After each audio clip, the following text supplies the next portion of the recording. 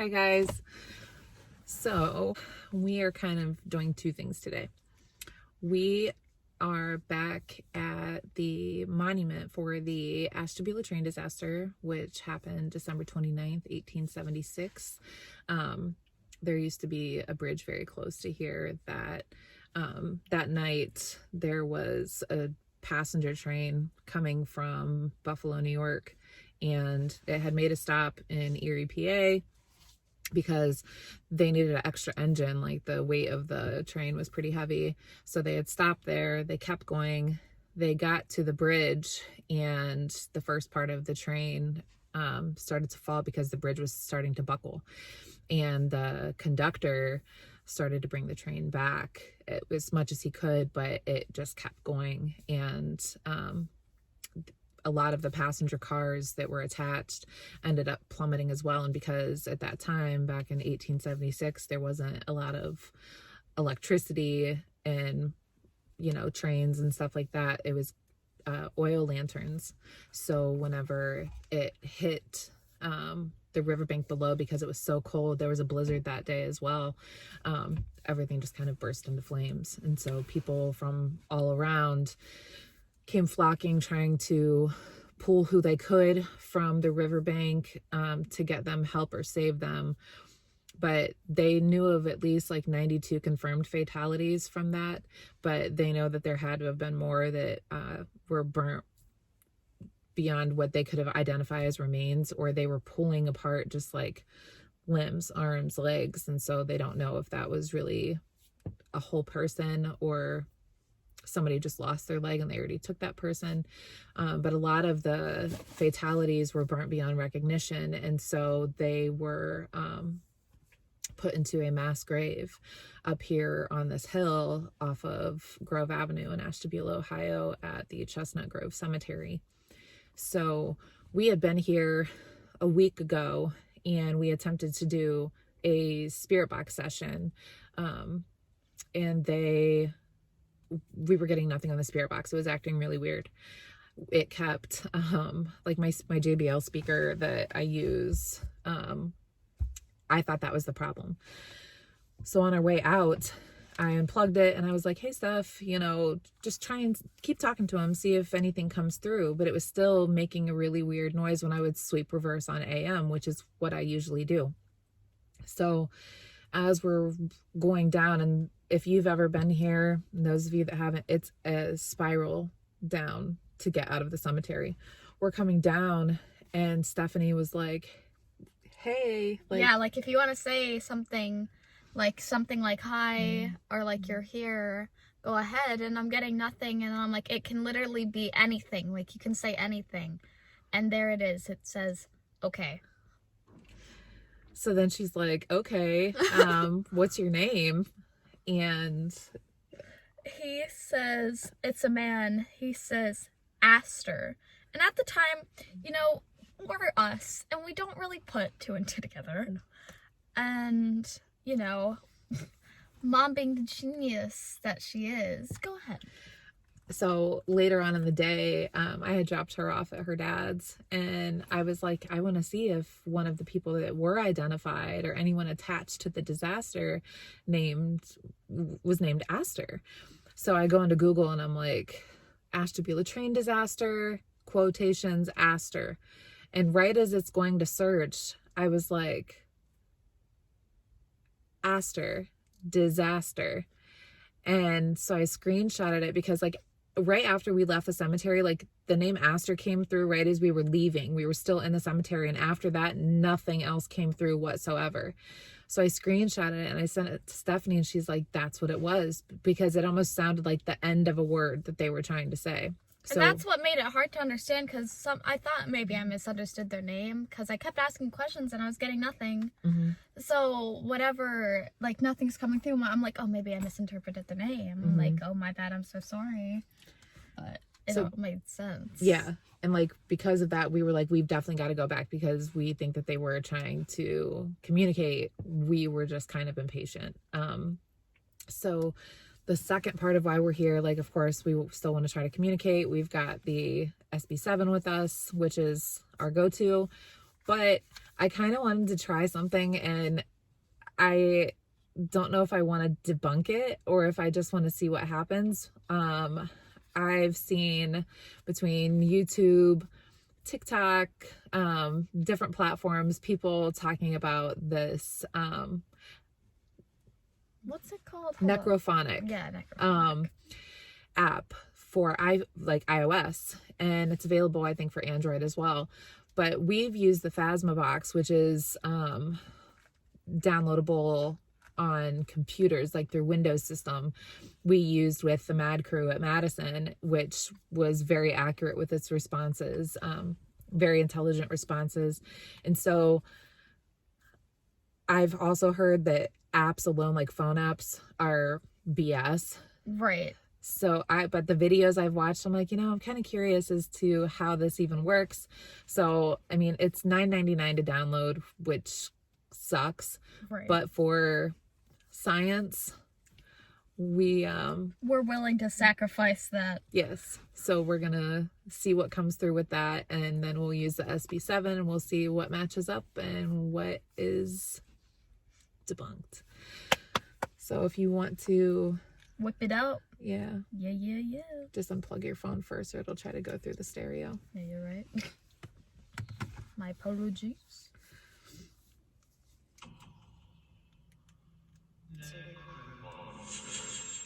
All right. Click start. Yeah, let's.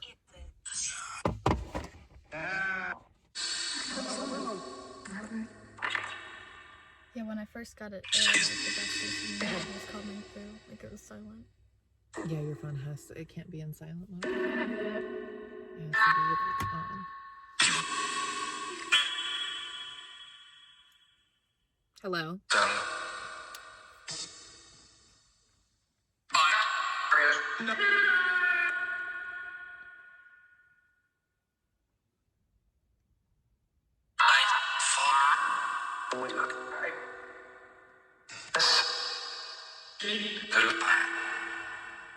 I don't like it. It makes me feel weird.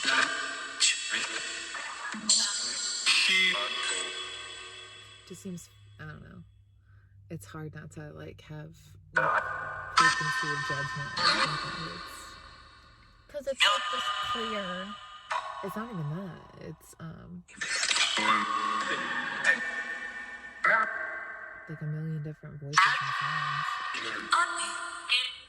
It just sounds like a lot of random things going on. So I guess it goes through like, it has like 8 different sound banks that it sweeps through.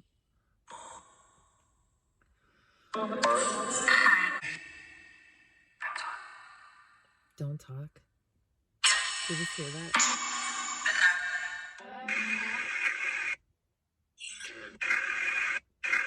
Scared. Why are you scared?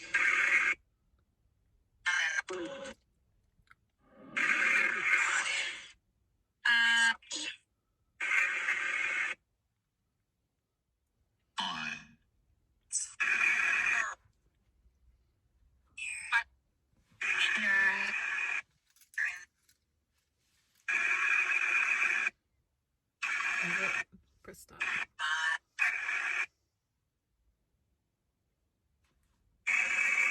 Why is it still going? I'm turning it off.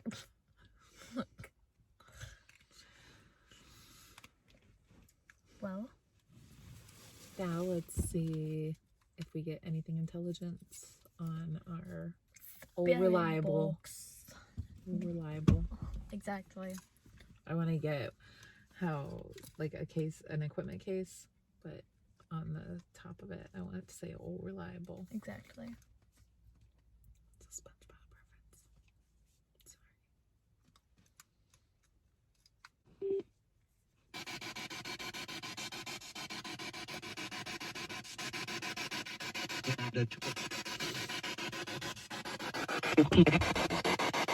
Sorry. Louise.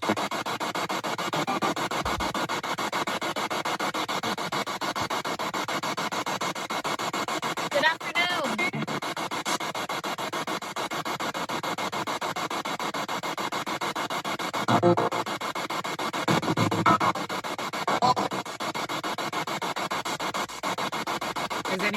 wants to talk to us? What's your name? It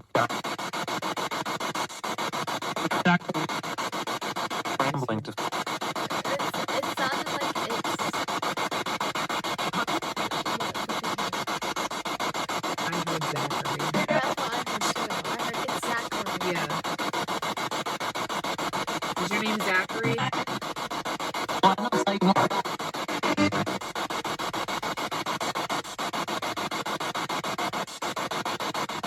All right. It's very clear. One of those cups. Is anyone here from the train disaster?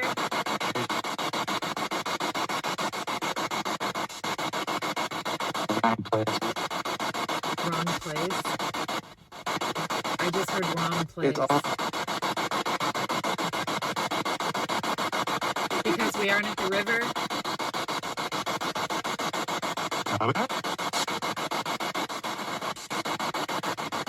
You're So what are you here for? I didn't hear it. provided the I heard here.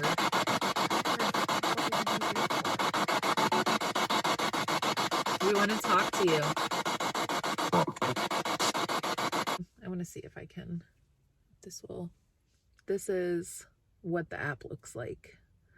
And you can press like echo and reverb, white noise, all that fun stuff. All the jazz. So On the count of 3. here we go. Remember, this is what we're using. Thank you. All right.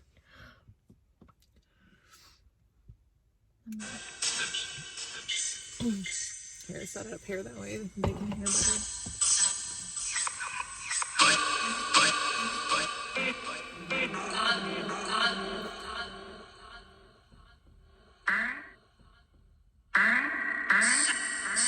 Brian.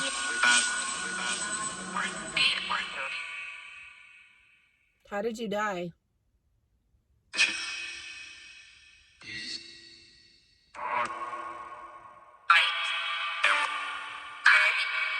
Bridge. Yeah, I heard bridge.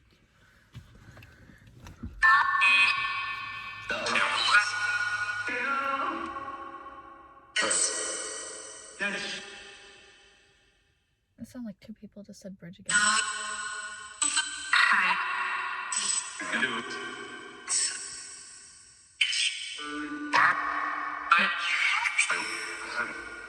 How many of you are here? 2. Okay. Is there anything you guys want to say to us? That's solid. Like with the SB7, where it's sweeping through actual frequencies, and Spirit has to be able to manipulate those frequencies and form a word from what's sweeping. I think that shows true intelligence. I think that this is more so just like there's a bunch of words that's going through, and that's why you hear the same voices, and it's just kind of... It's like somebody like recorded some words and then like... Well, and especially because it's like you don't hear just one voice come through at a time. It's like you hear a bunch of different ones to where it could be easy to be like, oh yeah, they said it. Like, exactly. because some things are coincidental. Like, did we hear bridge? Yeah. But is that just like the psychology where it's like, oh yeah? Or is that just like in the sound bank, and it's hard to tell. So for now, I'm sure we'll play with it a few more times. We paid $10 for it.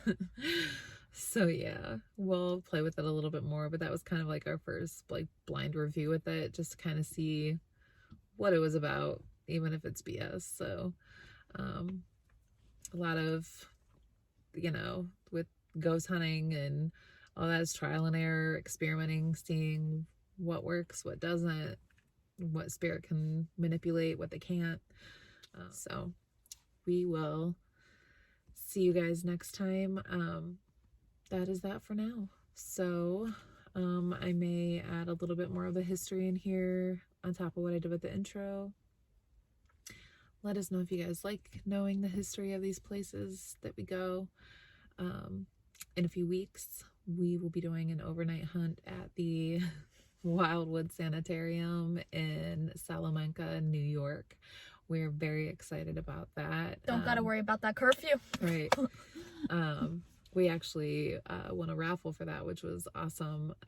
It is ran by the people in the Mad Crew, and it was donated by Lori Wagatha, who is out there at the Wildwood Sanitarium. So big thanks to the Mad Crew and to her for that. I'm sure you'll hear us thank them quite a few more times once we're there. We're very grateful for that and excited. So for now, that's what we got. Hopefully we'll get you a few more. We've been trying to experiment with pendulums as well, just to kind of see if those are accurate as well. I was telling Steph she was saying we should do a video on the pendulum, and I told her it would be cool to do that, but then run the SB7 at the same time to see if we can get answers that match up. Like if Spirit really is answering that, like if they're answering questions, it would be really cool to see if they could manipulate the frequencies at the same time that they're trying to answer us. Right. So we're gonna work on that too. And that is all for now. See you next time.